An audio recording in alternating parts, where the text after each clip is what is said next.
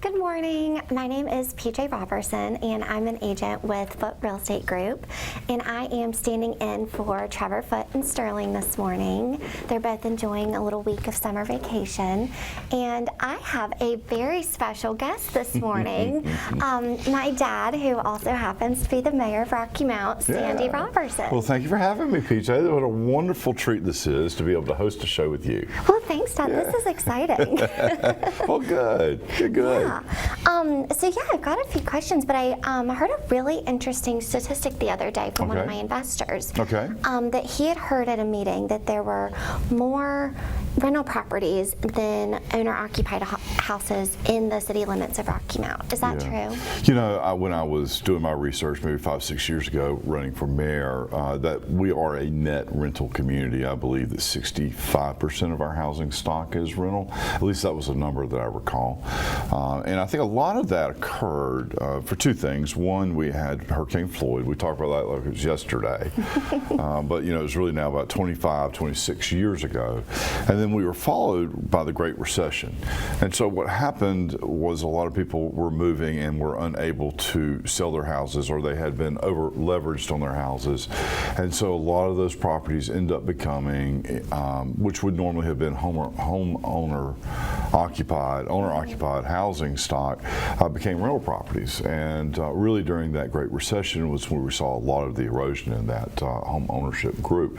And so they have remained in that place. And so I think we've got to do a number of things to try to bring home ownership back. One, clearly houses have to trade hands before they can be home owner occupied. The other thing is we've seen a lot of the housing stock actually get reduced. You know, Rocky Mount's population is declining, or it has been declining, and I'm convinced that it's as much about the housing stock that has been eliminated than anything else. Because when you look at your numbers, how many houses do we have in the MLS? I'm just curious. In the MLS? Yeah, listed right now in Rocky Mount proper-ish.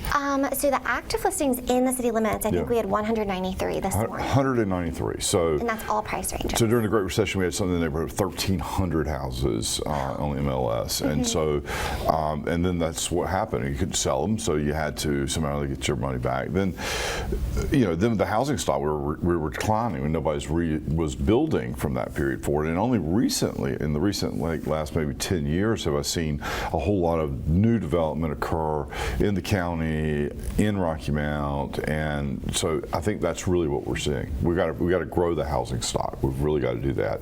And, I think it's incumbent on the city of Rocky Mount. One of the things that we need to do, or could do better, I should say it that way, could do better, is build more infrastructure in terms of water and sewer lines to be able to allow developers to create a higher density neighborhood, which is a more profitable thing for developers, for the city of Rocky Mount. It adds more housing stock, it adds more people and a larger tax base.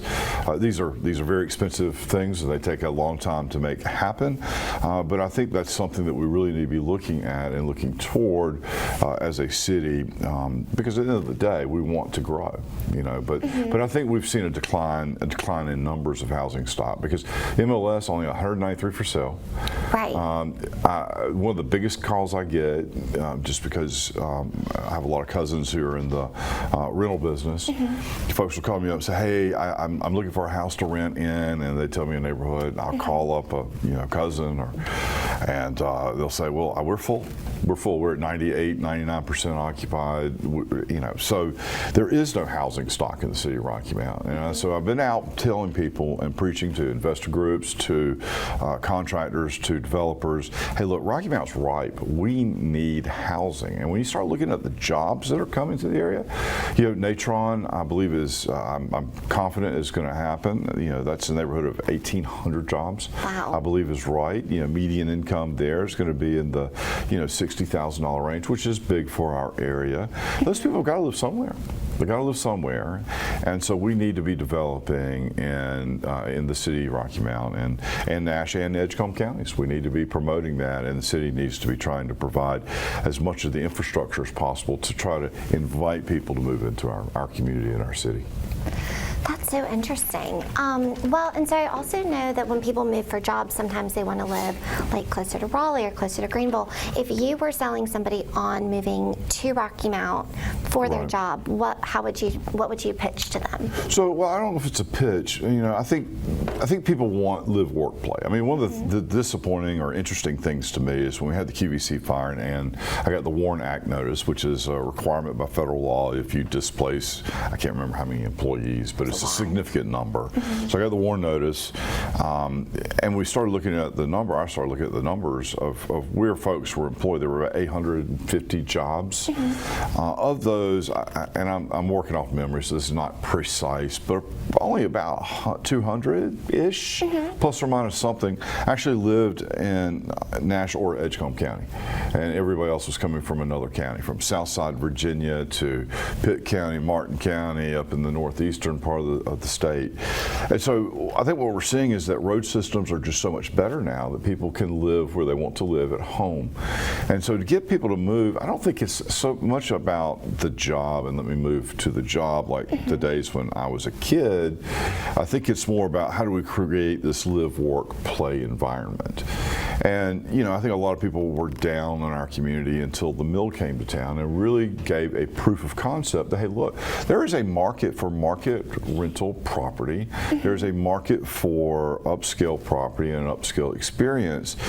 And I think that it has demonstrated that very nicely and very well. And that was one of the things that led City Council to make a decision to purchase the 336 acres of land between 64 and 95 in the hopes of being able to develop a mixed-use type of community environment where we can, you know, people want to live, work, and play. You know, and so we had talked about gaming, a casino that is not on the table. I mean, it created a little bit of controversy in our community, but the point we were trying to do outside the taxes and the job, it was also that it, you know, concerts and restaurants and other things that younger folks want to be able to experience to create a mousetrap of sorts that people want to live there. And we're still working toward that. We'll still have that happen. It just won't be a casino that is currently necessarily the cornerstone of that. Right. So I think it looks like we're a great place for logistics. We are not far from Raleigh.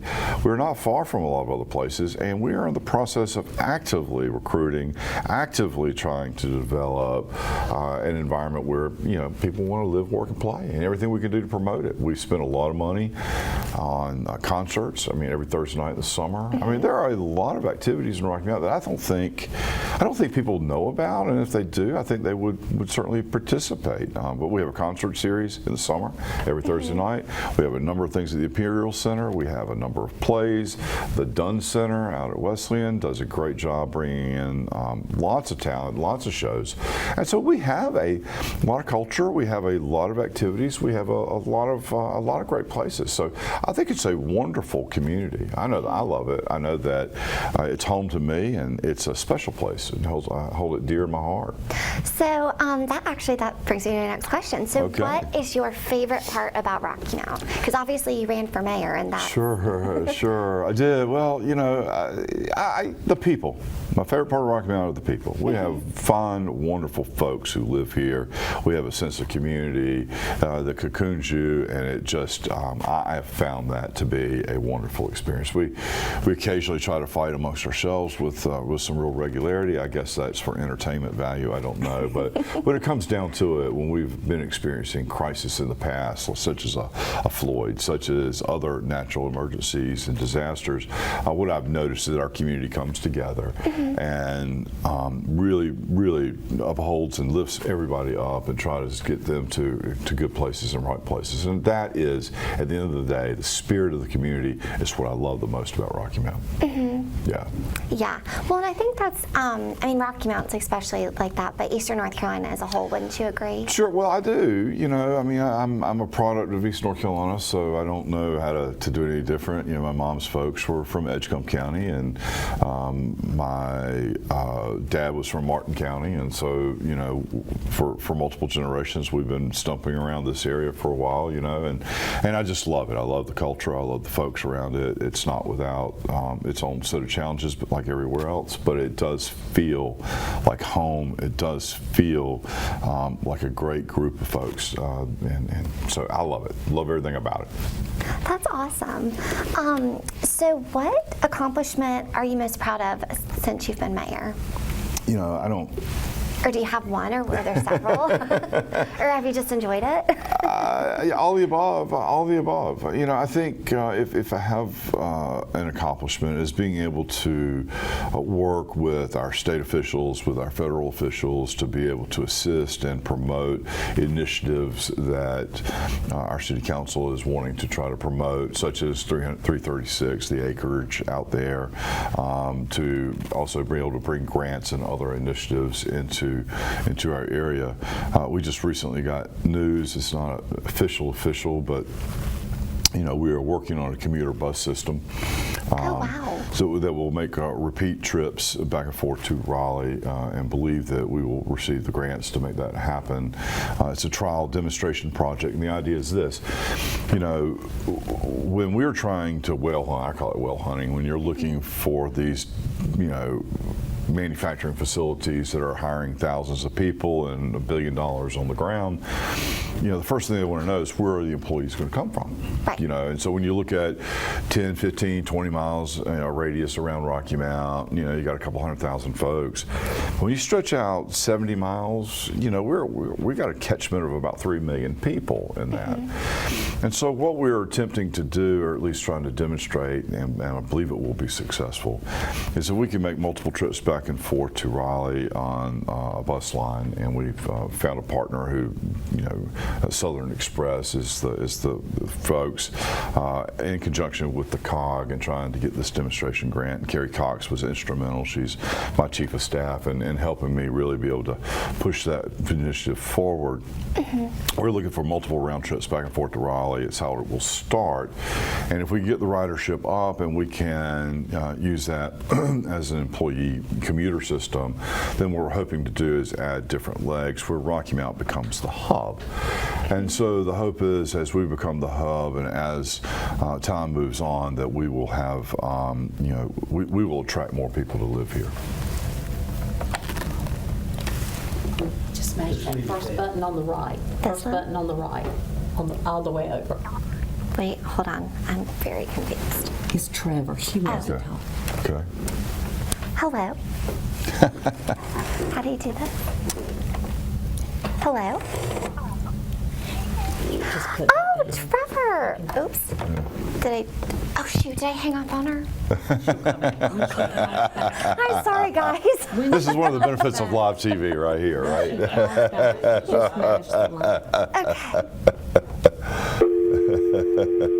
I got it. I know You know how to do this? I do it. Yeah, you want to do that. Can we call her back? No, she'll call us. We got it. And I'm guessing when that little flashing light comes on, that's how I know. There we go. There we go. All right. Hello, you're on the air. Trevor? TJ? Yes. Hey, can you hear us? Can she hear us? I don't know. It's her phone. Okay. TJ. Yeah. Hey, Trevor. Hi. You're on the air. Perfect. I know. Perfect segue. What is so great about Rocky Mount is on Monday we are dedicating a home, and the mayor will be there. Paula Dean will be there. Just talk briefly about how great the community is that made this happen. Yes, and that's a great point, because that goes back to why you love Rocky Mountain. It's the people, and Well, it is the people, and that is the community, and that's the point. That is the richness of any community, really. So where do you find yourself, Trevor? And thank you for letting me take your spot or your seat here. I'm enjoying the show, and the Barn Hills are absolutely such a pillar of the community, and they really were the reason why this sweet veteran Kelsey was awarded a home. Right. Yes. Right, and it's one of several. It's one of several homes, right? And we're so glad the mayor will be there to just talk about that before we end the show. yeah, and so for everybody that hasn't heard yet, on Monday the Homes for Heroes is having their dedication for the newest home that's in Rocky Mount. It's built by Tony Foote, and Paula Dean's going to be Bass Pro there. Shop Bass Pro Shop's a big sponsor. Yes, and it's called Helping a Hero. Meredith Eiler, the founder, she'll be there as well. So thank you, Mayor, for bringing attention to this great event. You bet. And look, I'm excited about it. It's going to be fantastic. And I'll mention this is not just the first one. We've had several that we've done, and it is a great program. And the Barnhills have been very gracious to contribute a lot toward this particular cause. And so, you know, it's with the community support, with good neighbors, with those who really want to promote our community that create these opportunities. And thank you all for all you've done, you and your husband, in making that happen too, because you know it takes a village, as they say, and it really does. The community, you know, local suppliers have donated. Everybody's really come together, and they're putting furniture together right now as we speak. So she'll be so surprised on Monday. You all can watch and see. And what time is it, Trevor? At 2 o'clock. It's going to be awesome. Yep, sure will. It's on my calendar. I'll see you there. Thank you, guys. All right. What a great show. Well, You thanks for too. calling in. Bye-bye. Okay, well, great. That's awesome. Yeah, it will be a fun event, and I am looking forward to it. I think we've had Lee Greenwood come and sing at one of them, and it's a great thing that they do. It's a great organization, and it will be great fun. Yes. Yeah, And so- Paula Dean, and that's really cool. Yeah, that's right. It is. So, and I guess before we end, because we've got maybe another minute. Okay.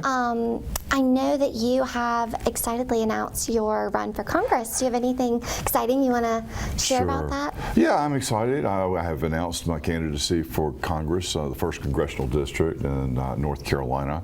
Covers 22 counties, going from Granville County all the way on the Virginia line to Currituck County, and picks up down the south, Wayne County, Wilson County, Greene County, Nash, Edgecombe, and 22 counties. It is 25%, I'm told, of the land mass of the state of North Carolina. But you know, it's Eastern North Carolina. It's a place where I've been from. We've had generations here. It's a region that has been largely forgotten, and I think that we need new representation there to really be able to try to bring infrastructure, jobs, and opportunity to our community and to our communities. And so I'm committed to doing it, and I'm excited for the prospect of being able to do that. So anyway, we're moving forward. Awesome. Well, thank you so much for joining me today. This has been really fun. You bet. It's always fun to be with my daughter on TV, right? I think this maybe is our first. Yeah. Well, thank you so much for tuning in. Again, can't wait to see the Homes for Heroes Monday at 2. It's out at Belmont, so please join us. And yeah, great show. Right.